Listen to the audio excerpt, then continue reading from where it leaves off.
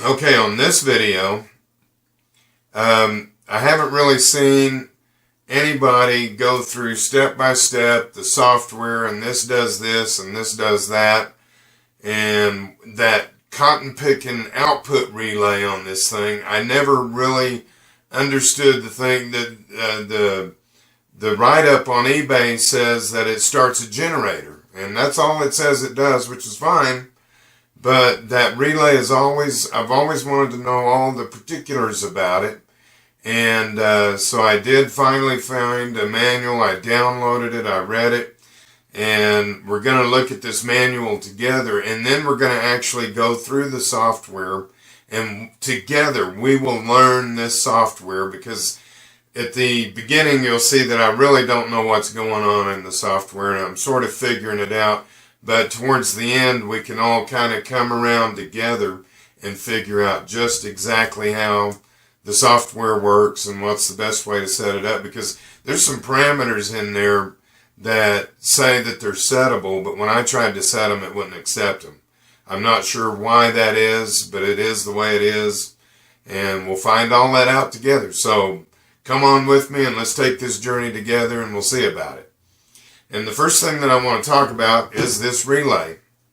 All these technical specifications about this inverter. One of the things that I've found out is this dry relay isn't just for starting a generator. This relay will work for load diversion, the very way that I use it here at the house. So, man, I can't say enough good about how I'm impressed with this inverter. I just don't know about its durability. But let's go ahead and look at this relay and how we would apply that for a load diversion.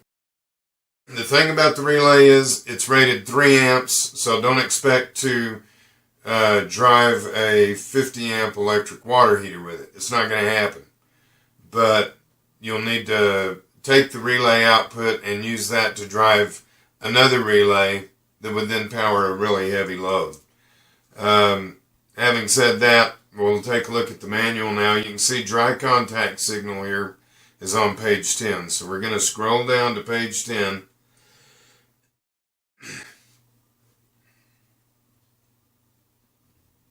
Alright. And we have our dry contact signal. So first, is the inverter off or is it on? Well, in our case, it'll be on. Is the output powered from the utility? No. Is the output powered from battery or solar? Yes. So, program 1 is set as utility. Nope, it's not. Program 1 is set as SBU or solar first. Yes, it is. So now we know that we're down into this area right here. So in this area, we see that we've got a setting for battery voltage less than the setting value in program 12. And then we've got battery voltage is greater than the setting value in program 13. Or battery charging reaches floating stage. Now the thing I want to talk about here is, personally I feel like that they mislabeled these two things. They call it program 12 and program 13. They should call program 12 high voltage set or low voltage setting, and they should call program 13 high voltage setting. But they didn't do it. Whoever their software person was is what he chose to call these, and it made its way into the documentation, and they should have named it something else, but they didn't. But we'll take it for what it is. In this case, you can take this battery voltage less than the setting value. That's when this relay is going to turn off. So you'll see here that it's normally closed. It's going to open whenever the battery voltage drops below this setting.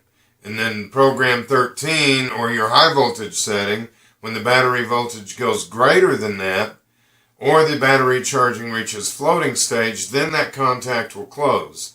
So think of it this way.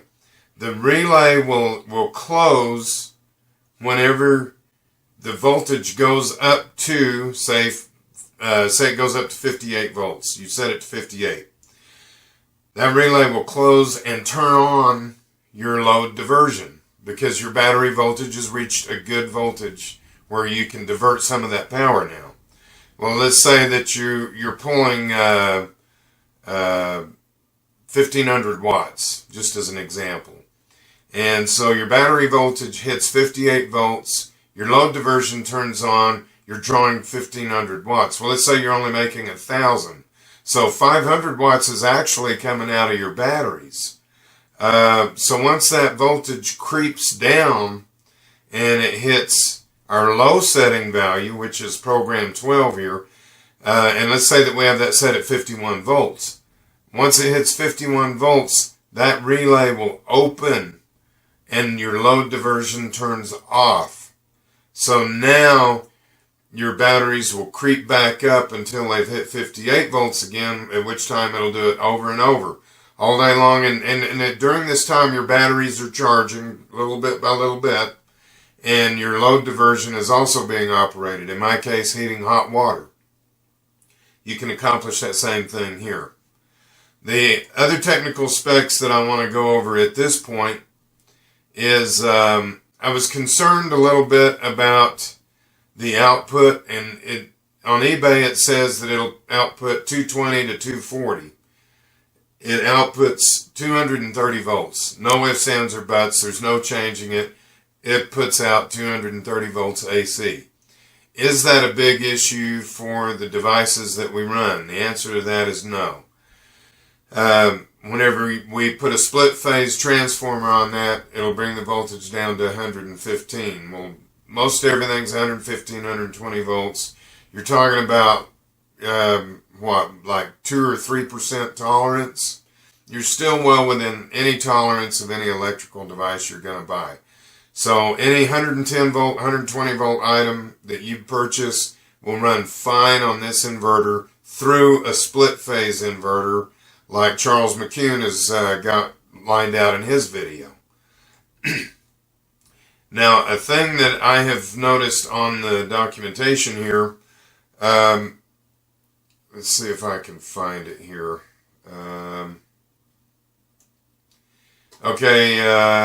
It says that the nominal input voltage is 120 volts AC or 230 volts AC.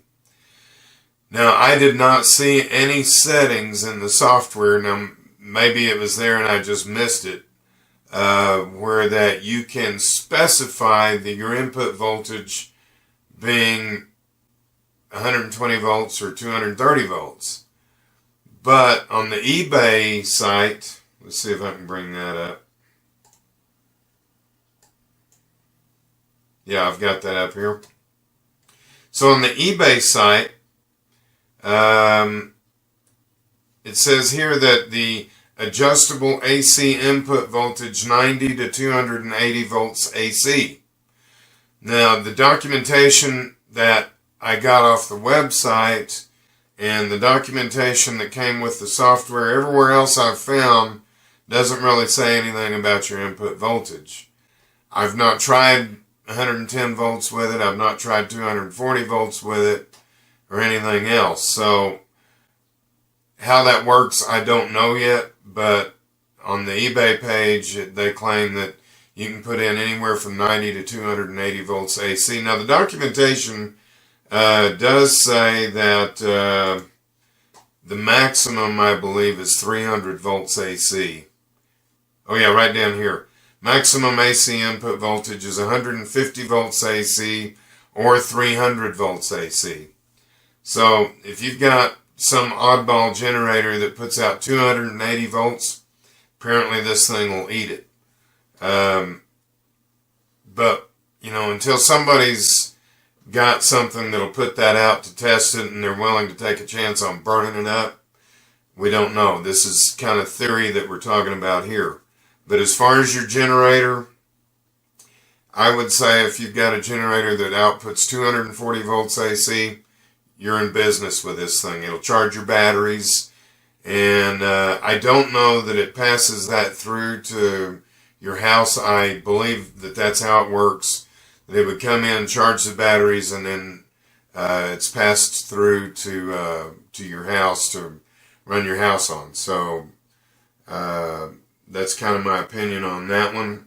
The inverter does come with circuit breakers built into it, so I think any electrical inspector is going to want an external breaker switch that you can cut your power going to it. I doubt that any United States electrical inspector is going to go along with, oh yeah, you got breakers built into your panel that you can push a button and reset it. I don't really think any of them is going to go for that. So you might as well get you a squared EQO breaker and hook up to this thing to feed it.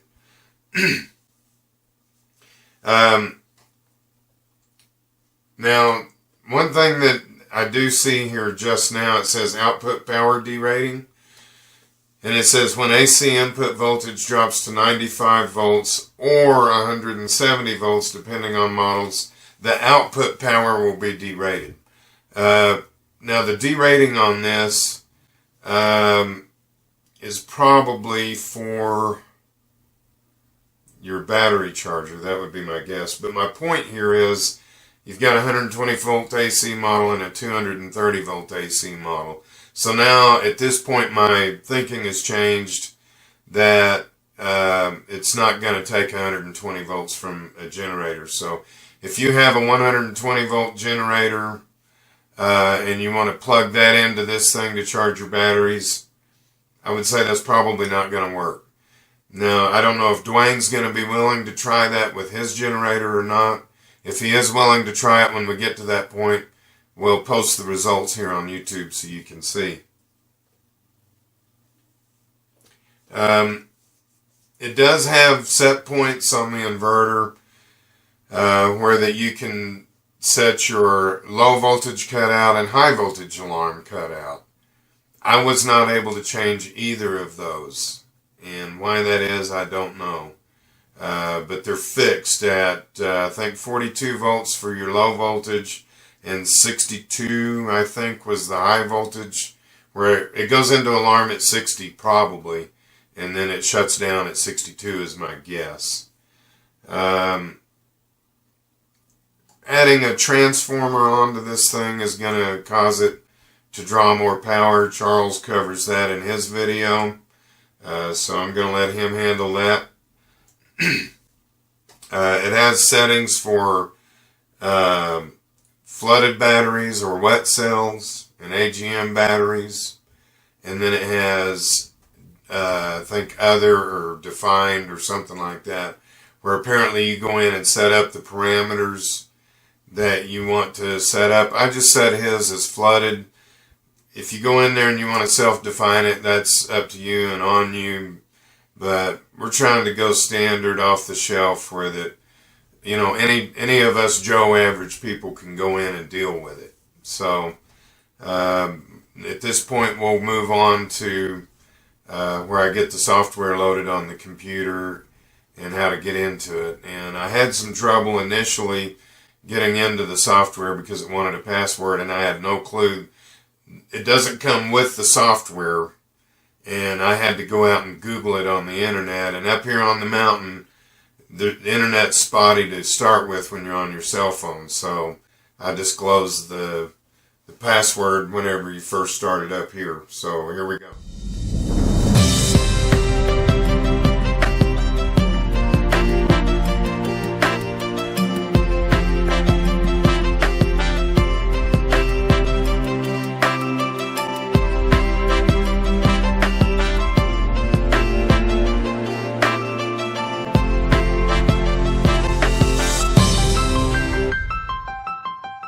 Okay, I found the password for the inverter. The initial password is administrator, all lowercase. So I'm going to go ahead and log in now. And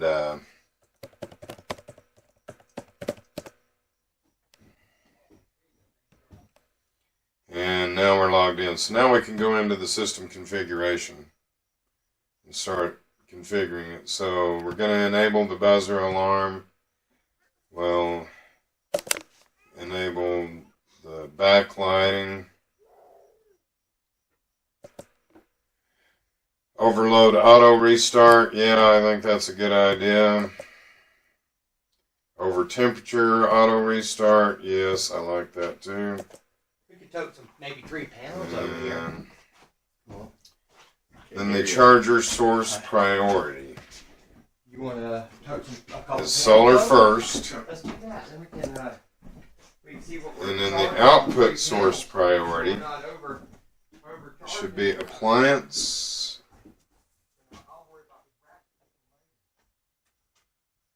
Oh, I see. Yeah, we want solar to be the priority. So if we've got a heavy load on there, we want to take the electricity from the solar panels first, and then if they're not supplying enough, then it'll come from the batteries. So I do like this. AC input range is set to appliance or UPS. We definitely want the appliance mode here. Battery type right now is AGM, and it should be set to flooded. And the output mode, it says single. Yeah, so we're not running anything in parallel, so this is just strictly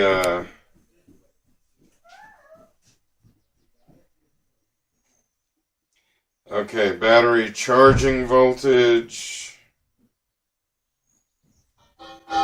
Bulk charge will start at 56.4, that's fine. Float will be at 54.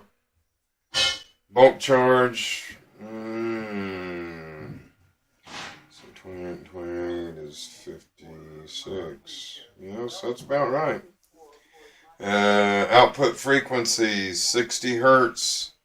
Back to grid voltage, 46 volts. I would set that, because we're going to run this on a generator. I would say that 49 volts would be good, because if he wants to charge the batteries and they're 49 volts, he might want to go ahead and start his charging there. So this way he won't have to wait until the batteries get down to a certain voltage to start charging. Max charging current, 60 amps. I'm sure that this is on the DC side, not the AC side. 60 amps is a bunch, and that'll bog down a lot of generators. So for him, I'm going to set that to more like 30. And then the AC charging current, we'll say 20 amps should be good for that. And then back to discharge voltage, 54, that's fine. The battery cutoff voltage, I'm going to raise that, because 42 is a depleted battery bank. You've cycled it 100%. So I'm going to raise that up to 46.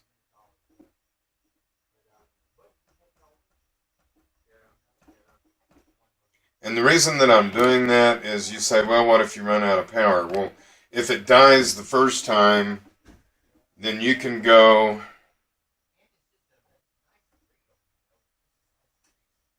in and if the batteries die the first time and you've got it set at a 50% discharge rate, then you can go out and lower that down so that your cutoff will go down closer to your 100% battery discharge. But at least now you know that you've really got to be careful with your power consumption.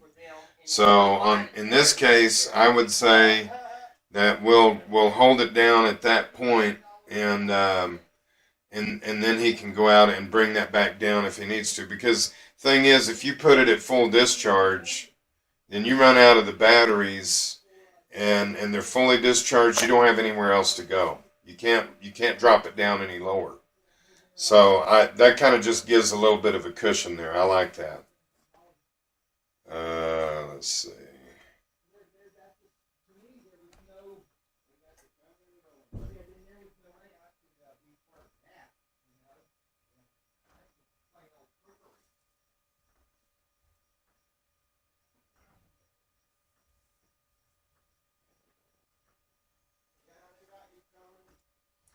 Now, for whatever reason, the battery cutoff voltage that I'm trying to give it here, it's not letting me do that. So I'm going to have to lower it down a little bit, I guess. And I don't know why it's not happy with that.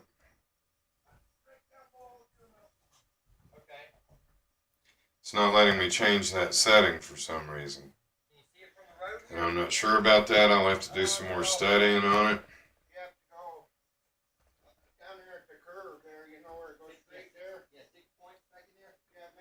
And even if I try to set it back to what it originally was, it doesn't like that. So I'm going to close that and go back in and see what happens.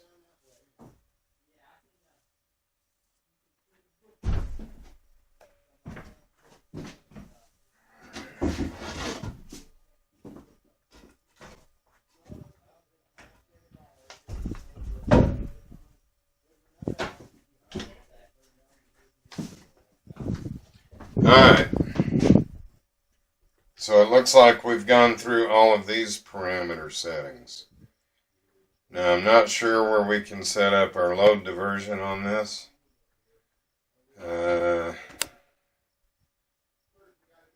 Data screen. Okay.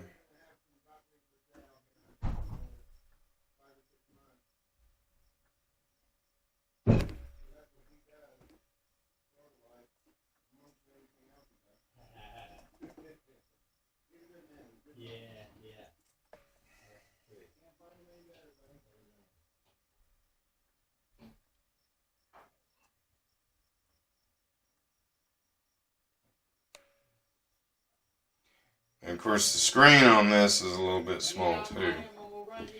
So right now it shows that there's no utility power available. There's nothing coming in from panels. The batteries, it shows that they're going in through the inverter and going out.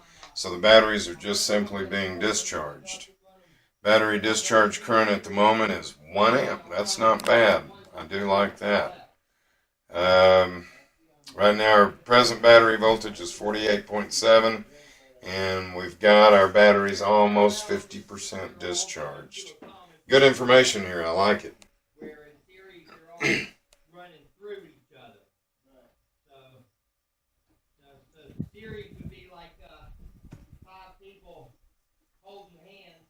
You know, each person holding the other person's hand, and then parallel would be like all of us putting our hands together in the middle. That's kind of an easy way to think about it. So what I'm thinking that this might be is these voltages here. This is probably our program parameter. I would say this is parameter 12, which is our yeah, this is it. This is 12 and 13. So I'm going to set it where it'll turn the relay off at 51 volts and then turn it on at 58 volts.